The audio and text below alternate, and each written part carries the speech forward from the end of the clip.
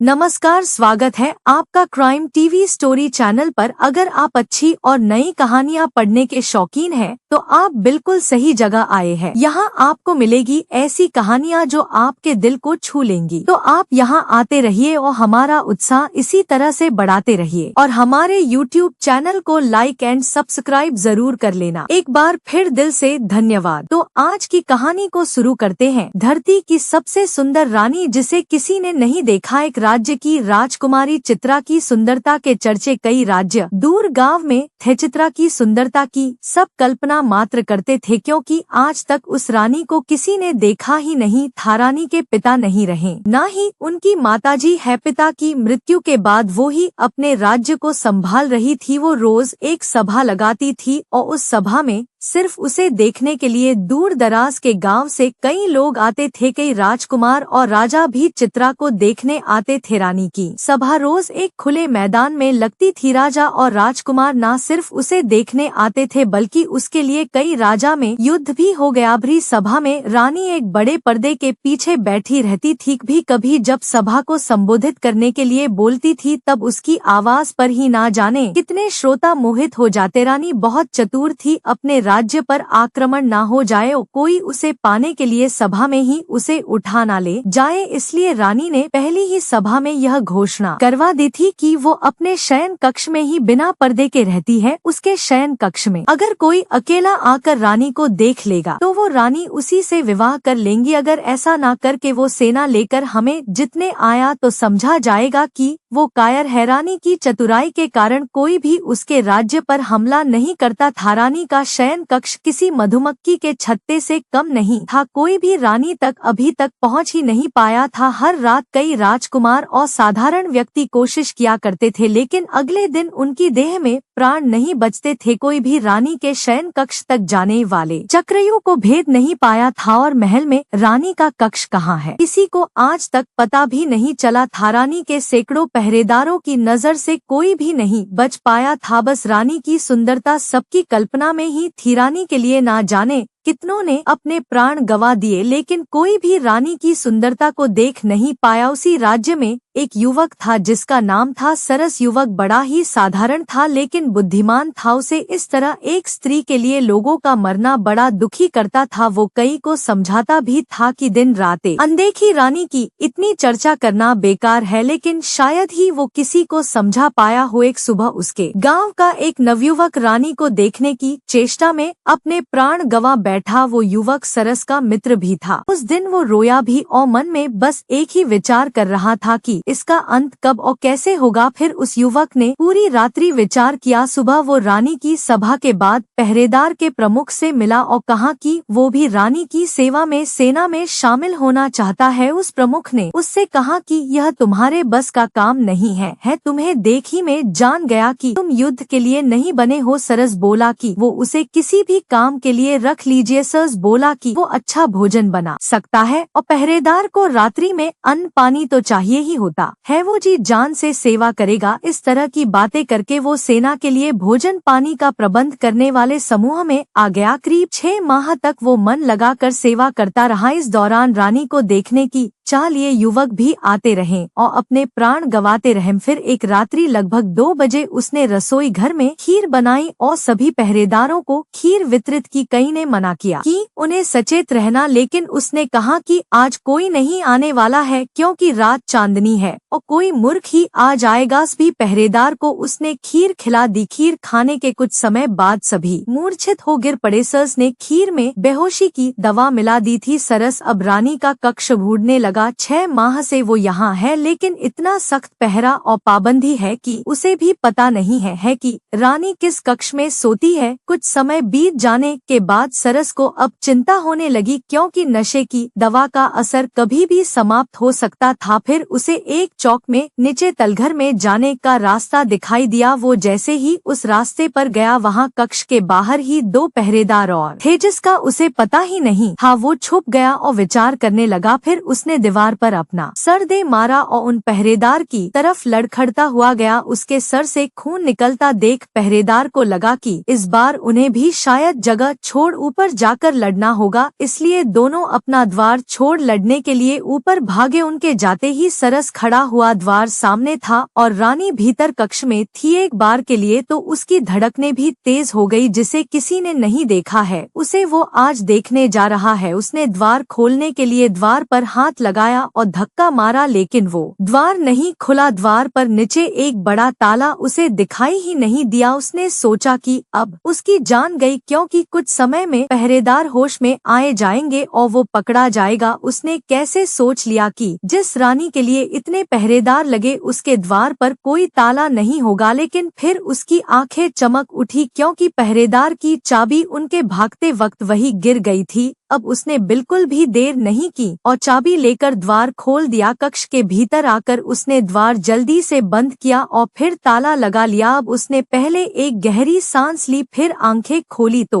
उसे दिखाई दिया एक आलिशान कक्ष। सुगंधित पुष्प भांति वो कक्ष सुगंध दे रहा था, लेकिन कक्ष में प्रकाश कम था। वो रानी के बिस्तर के पास गया। उसके कदमों की सरसराहट से रानी की नींद खुल गई और वो घबरा कर उठकर बैठ गई। रानी के कक्ष में पहली बार कोई आया था। रानी ने पहले अपने चेहरे पर पर्दा किया, फिर लड़खड़ाते शब्दों से पूछा, कौन है? सरस बोला, अभी तक तो साधारण हूँ, लेकिन आपका मुख देखने के बाद हो सकता है कि साधारण ना रहूं। रानी घबरा कर खड़ी हो गई। सरस बोला कि अब यह पर्दा क्यों? अब तो मैं इस शयन कक्ष तक आ गया, अब तो मुझे वो चेहरा दिखा दीजिए जिसने ना जाने कितनों की जान ले ली। अब तो प्रकाश में आ जाइए। रानी ने अपना पर्दा हटाया और प्रकाश में आई। युवक सरस ने देखा और चौंक गया, क्योंकि लोगों के द्वारा रानी की जिस तरह की कल्पना की जा रही थी, रानी उसके बिल्कुल विपरीत थी। रानी का रंग साफ नहीं था और न ही चेहरे पर आभा थी। युवक उसे देखकर हंसा और कहा कि अच्छा, इसलिए आप अपना चेहरा छिपाए बैठी थी, क्योंकि तुम्हें लगता है कि यह दिखाने योग्य नहीं है। हैरानी अब सर नीचे कर चुपचाप युवक की बात सुन रही है। फिर रानी कहती है, स्त्री सुंदर ना हो तो कौन विवाह करता है? क्या तुम अब मुझे देखने के बाद मुझसे विवाह करोगे? तुम पुरुष किस तरह की स्त्री चाहते हो मुझे पता है, जरा सोचो। एक अकेली स्त्री, वो भी अगर सुंदर ना हो तो कैसे और कब तक अपने राज्य को बचा पाती? यह मेरी चतुराई है कि मैं अभी तक रानी हूँ, किसी के अधीन नहीं हूँ। सरस बोला, तुम्हारी चतुराई ने ना जाने कितने प्राण लिए, तुम्हें पता है? रानी बोली, प्राण मैंने नहीं, उनकी सुंदर स्त्री की चाह ने लिए। तुम बताओ, अगर तुम पहले ही जानते कि मैं सुंदर नहीं हूँ तो क्या अपने प्राण की बाजी लगाकर यहाँ तक आते? तुम मुझसे विवाह करो, अपनी पत्नी की सुंदरता का भ्रम इसी तरह लोगों में बनाए रखो, तुम्हारा भी मान बढ़ेगा कि जिसे कोई नहीं पा सका उसे तुमने पा लिया। सरस कुछ सोचने लगा। उसे सोचता देख रानी ने कहा कि तुम यहाँ से जीवित नहीं जा सकते, तुम्हें वही करना होगा जो मैं कह रही हूँ। सरस मुस्कुराते हुए बोला, हाँ, मैं तुमसे विवाह जरूर करूँगा। रानी उसकी बात सुनकर खुश हुई, लेकिन उसकी रुचि ज्यादा देर की नहीं रही। सरस ने एक कपड़ा निकाला और रानी के मुंह पर रख दिया।